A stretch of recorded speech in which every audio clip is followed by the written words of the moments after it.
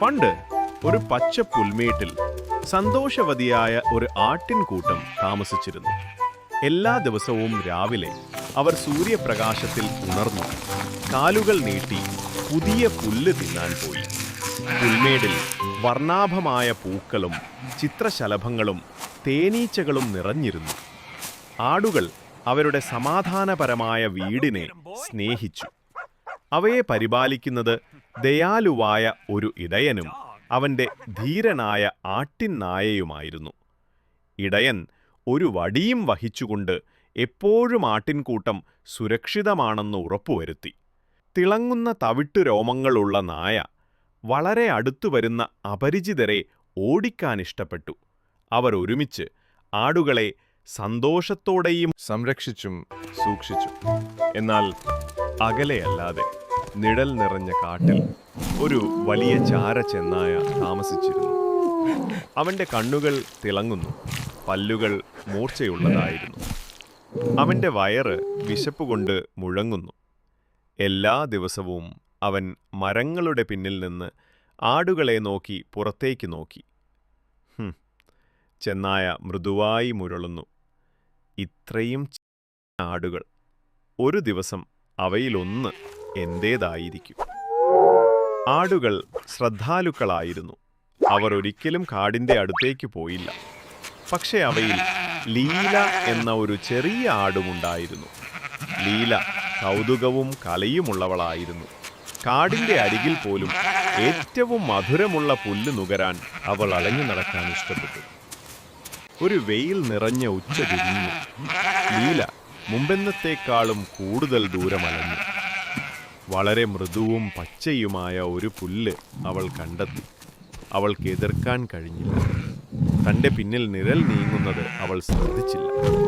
പെട്ടെന്ന് ഉച്ചത്തിലുള്ള മുരൾച്ചയോടെ വലിയ ചാര ചെന്നായ പുറത്തേക്ക് ചാടി. ആഹാ! ചെന്നായ അലറി. അവസാനം ഞാൻ എൻ്റെ അത്താഴം കഴിക്കും. ലീല വിറച്ചു, കാൽമുട്ടുകൾ വിറച്ചു.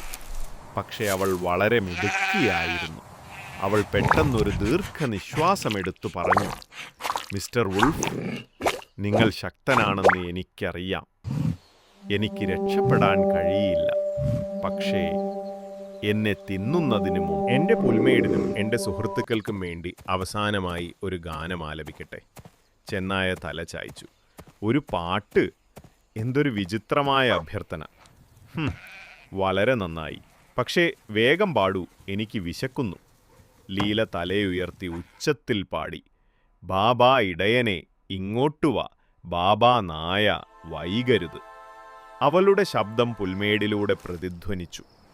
മരങ്ങളിൽ നിന്ന് പക്ഷികൾ പറന്നുയർന്നു. ശബ്ദം വളരെ ദൂരം സഞ്ചരിച്ചു. ഇടയൻ വിളി കേട്ടു. അത് ലീലയെപ്പോലെ തോന്നുന്നു. അവൻ നിലവിളിച്ചു. നായ ഉച്ചത്തിൽ കുരച്ചു. ഉഫ് ഉഫ്, നമുക്ക് വേഗം വരാം. അവർ കാടിൻ്റെ അരികിലേക്ക് കഴിയുന്നത്ര വേഗത്തിലോടി. അതേസമയം ചെന്നായ ചുണ്ടുകൾ നക്കി. അതൊരു മനോഹരമായ പാട്ടായിരുന്നു, ചെറിയ ആടുകളെ, അവൻ അടുത്തേക്ക് ചെന്നുകൊണ്ട് പറഞ്ഞു. പക്ഷേ അയാൾ ചാടാൻ തുടങ്ങുന്നതിന് തൊട്ടു മുമ്പ് കാലടികളുടെ ശബ്ദവും കുരയ്ക്കലിൻ്റെ ശബ്ദവും അവൻ കേട്ടു. അയ്യോ വേണ്ട! ചെന്നായ ശ്വാസം മുട്ടി. ഇടയനും നായയും വരുന്നു. അവർ എന്നെ പിടിക്കുന്നതിന് മുമ്പ് ഞാൻ ഓടണം. ചെന്നായ കാട്ടിലേക്ക് തിരികെ ഓടി, അതിൻ്റെ വാൽ കാലുകൾക്കിടയിൽ. ഇടയൻ കൃത്യസമയത്തെത്തി ലീലയെ മൃദുവായി തലോടി. കുഞ്ഞേ, നീ വളരെ മിടുക്കിയായിരുന്നു. പക്ഷേ വീണ്ടും ഒറ്റയ്ക്ക് അലഞ്ഞു തിരിയരുത്. നായ സന്തോഷത്തോടെ കുരച്ചു, വാലാട്ടി. ലീല സുരക്ഷിതയാണെന്നറിഞ്ഞപ്പോൾ മറ്റു ആടുകൾ ചുറ്റും കൂടി. ആ രാത്രിയിൽ തിളങ്ങുന്ന കീഴിൽ ആടുകൾ വീണ്ടും സുരക്ഷിതത്വം അനുഭവിച്ചുകൊണ്ട് അടുത്തടുത്ത് കിടന്നു. ഇരുണ്ട വനത്തിൻ്റെ ആഴങ്ങളിൽ ചെന്നായ പിറുപിറുത്തു. ബുദ്ധിമാനായ ആടുകളെ, ഇന്ന് എന്നെ മറികടന്നു. പക്ഷേ ഒരു ദിവസം ഞാൻ വീണ്ടും ശ്രമിക്കാം. എന്നാൽ ഉള്ളിൻ്റെ ഉള്ളിൽ ഇടയനും നായയും എപ്പോഴും നിരീക്ഷിക്കുന്നുണ്ടെന്ന് ചെന്നായയ്ക്ക് അറിയാമായിരുന്നു. പിന്നെ ഒരിക്കലും അടുത്തേക്ക് വരാൻ അവൻ ധൈര്യപ്പെട്ടില്ല. അങ്ങനെ ലൈല ഒരു പ്രധാന പാഠം പഠിച്ചു. തൻ്റെ ആട്ടിൻകൂട്ടത്തോട് ചേർന്ന് നിൽക്കുക, ഇടയനെ വിശ്വസിക്കുക. കഷ്ടകാലങ്ങളിൽ അവളുടെ ബുദ്ധിമാനായ മനസ്സ് ഉപയോഗിക്കുക.